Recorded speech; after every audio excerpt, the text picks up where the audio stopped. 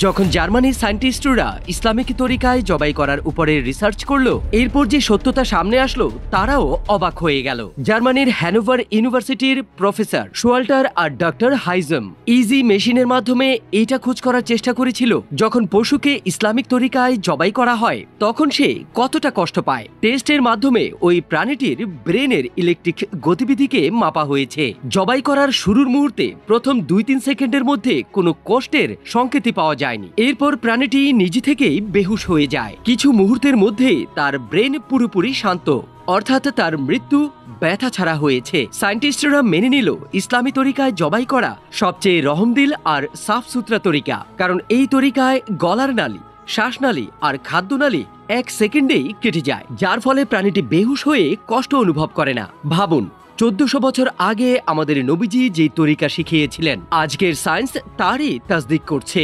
সুবহানাল্লাহ।